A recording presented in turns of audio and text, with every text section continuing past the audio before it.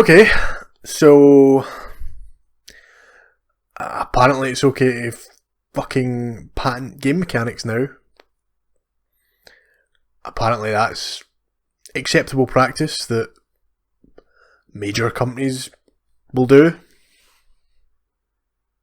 Hey folks, my name's Graham. I am a variety streamer over at twitch.tv/GrahamPlays. I also make some short form YouTube content where I discuss anything that happens to take my eye, usually within the gaming space, but I may do movies or TV or whatever.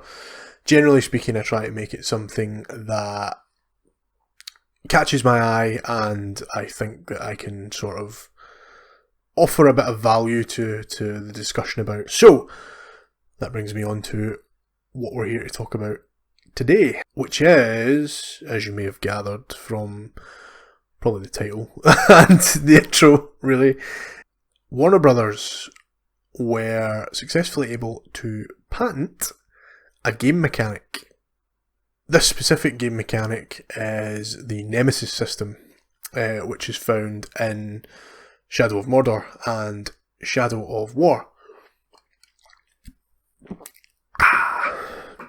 So, for anyone who isn't familiar with those systems, basically what happens in Shadow of Mordor, anyway, I haven't played Shadow of War, but I think it's fairly similar. What happens in Shadow of Mordor is, as you're sort of doing missions, exploring around the world, you come across these like leader orcs, basically, who have like unique personalities, unique names, unique abilities, unique weaknesses, and based on your interactions with them, so these guys are procedurally generated, right? And based on your interactions with them, their character will adapt, their feelings towards you will adapt, their skills will adapt, they'll get stronger potentially.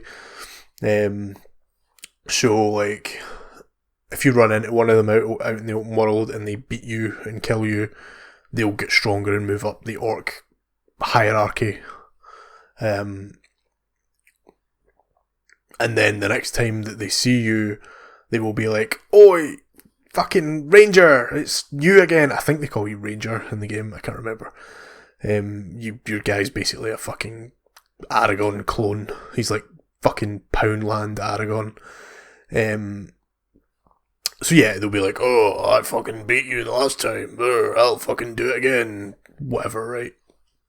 So it's that kind of idea. The enemies are procedurally generated, they remember you, and your interactions with them in the world sort of change the character. And I think in Shadow of War, they sort of evolve this system slightly to where you can actually you can sort of recruit some of these people and war them against each other. And it's a bit more evolved. So, this is the system that Warner Brothers have successfully been able to secure a patent for, specifically, and I am reading from an IGN article here, which I will include the link in the description down below. IGN reports that Warner Brothers Interactive Entertainment, publishers of Middle-earth Shadow of Mordor and its 2017 sequel Shadow of War, have finally managed to secure a patent for the franchise signature Nemesis system, as we just described. The US Patent and Trademark Office released an issue notice on the 3rd of February 2021, stating that the patent would go into effect on February 23rd of this year. Warner Brothers has the option to maintain the patent through 2035, providing they keep up with the necessary fees. IGN goes on to report that the patent, filed as Nemesis characters, Nemesis forts, social vendettas and followers in computer games, effectively codifies the functions of Monolith's Nemesis system and the sum of its parts as the property of Warner Brothers. Where the language of the application is fairly obtuse, as most patent claims tend to be, the short version is that the patent covers a system featuring procedurally generated NPCs that exist in a hierarchy and interact with and will remember the actions of players. And then obviously that includes having their appearance / behaviour altered by players, and whose place in that hierarchy can change and affect the position of other NPCs in said hierarchy. And finally, IGN go on to say that Warner Brothers have been trying to secure this patent for the system since 2015, but it has repeatedly had to revise and resubmit the application. Initial rejections claimed that there were too many similarities in the application to other patents, including ones held by Square Enix and the mobile game Konar? Don't know what that game is. Don't fucking play mobile games. So, now we have the background. Let's talk about what this actually means. In very simple terms, it means that anyone wishing to make a game that has a system that's either identical to the Nemesis system or contains enough of its parts that it could be construed as being similar enough to it, anyone wishing to make a game like that will have to secure a license to do so from Warner Brothers. There's two things to note here. Firstly, Warner Brothers are under no obligation to actually give out a license. They own the property. They don't have to. If they don't want anybody else to be able to make games with Nemesis systems in them, they don't have to. Number two, if they do want to give out licenses, they can charge whatever the fuck they want for it. Again, their property, they can put whatever fucking price tag they want on it. And so the problem with this is that it's not just a patent for a specific piece of tech or for a specific intellectual property. It's a patent for a game mechanic. It's a patent for an idea, a concept, a sort of fairly broad concept as well. My sort of overall concern here is not what it means necessarily for people trying to make games with a Nemesis system in them, because realistically, how many of those games were we going to see anyway? My sort of issue is what it means for the games industry as a whole, potentially.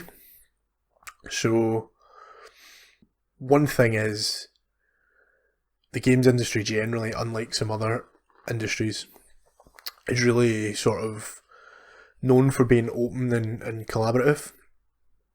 So developers will often get together and bounce ideas off one another and talk about projects that they're working on and just share expertise and collaborate really pretty openly, which is unlike the music industry, which I'll draw quite a few parallels to, where, if someone's trying to write a song and you even pitch a line for it, that's like really, really bad form, because it could create all sorts of legal issues where you're trying to get a writer's credit basically if somebody uses your line or part of your line that you pitched. So it's really, really bad form to try and help someone write a song if you're not asked.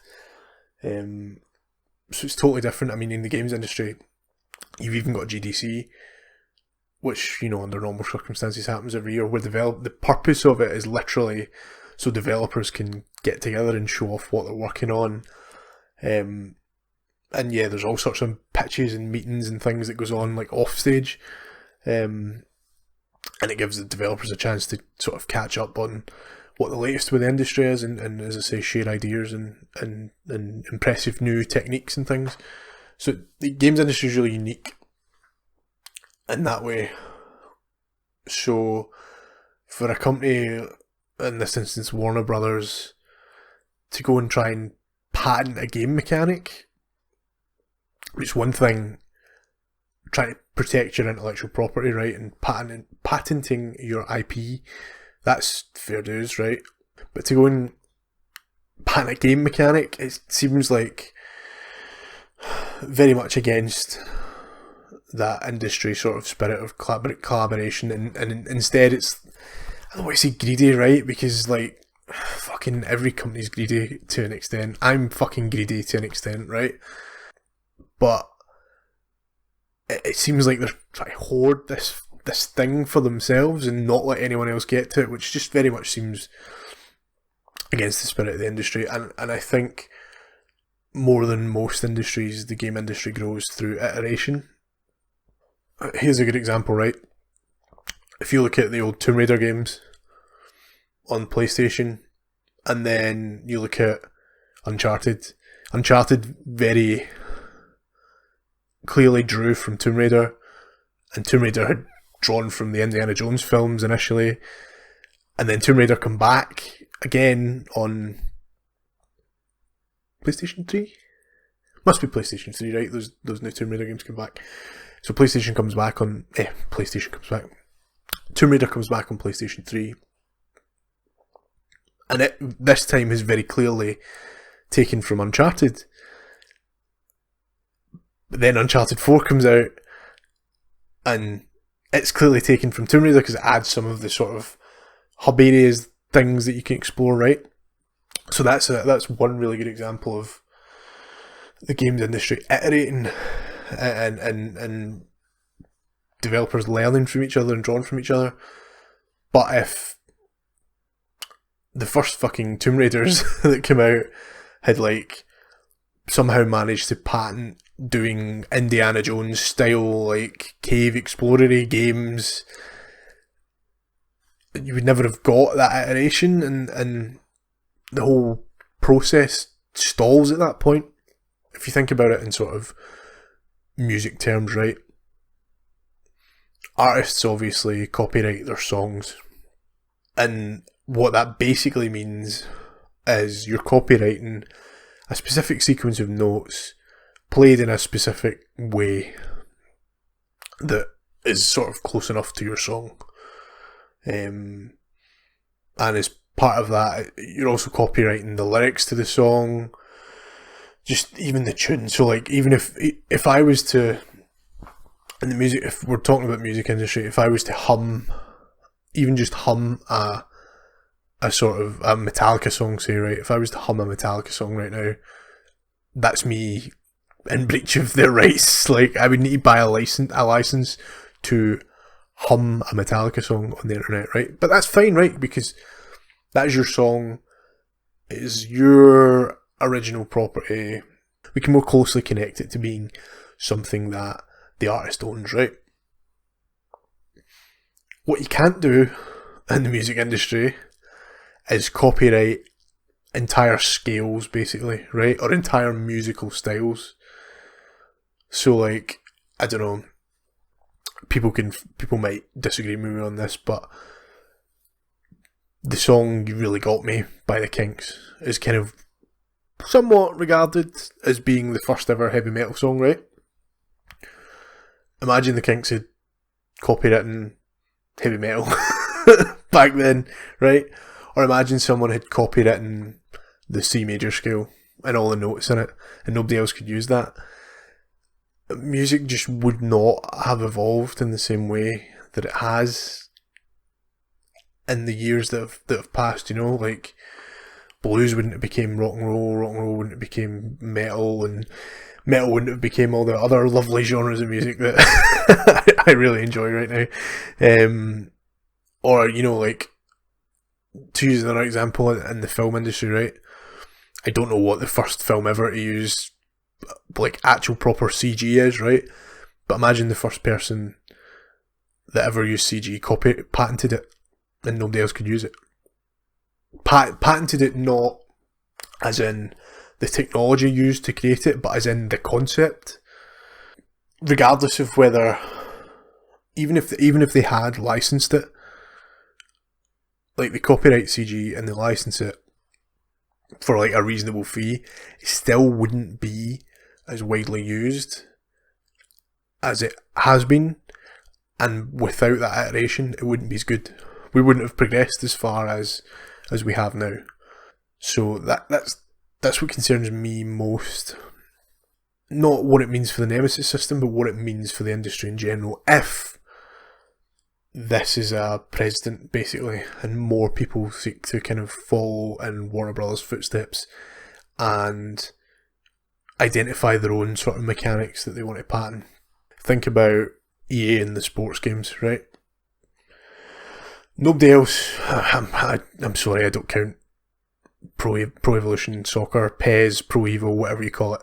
I don't fucking count that as a game. It's dog shit. It's been dog shit for years. And I'm not interested in downloading option files. I'm not interested in playing as fucking Glasgow Blue. I don't care. It's dog shit, right? So because EA have all the exclusive licenses for players and teams and leagues, for the most part, locked down. Certainly in the case of the NFL, they've got it totally locked down. Nobody else, it's not worth anybody else's time making another NFL game. It's not. Because nobody's going to buy it without the actual teams and players and shit in it. So it's not worth anybody's time. And it's the same true of FIFA, right? Because PES is not a game.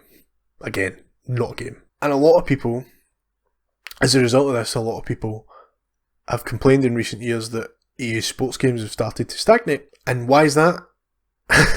Why is that? Because there's no competition. There's no innovation. There's nobody forcing the genre along in any sort of meaningful way, because they are the only ones that can do it properly. And so the problem is not with the Nemesis system per se. The problem is the precedent that this potentially sets if other people follow suit and look to do similar things. Well, that's it, guys. Thanks for watching. If you enjoyed this video, please don't forget to hit that like and subscribe button.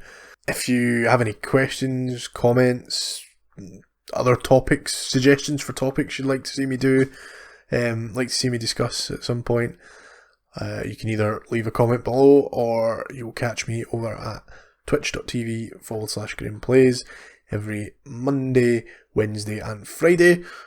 So yeah, feel free to swing by and ask me directly at the time. You can follow me on Twitter at GrahamPlays. So until next time, bye!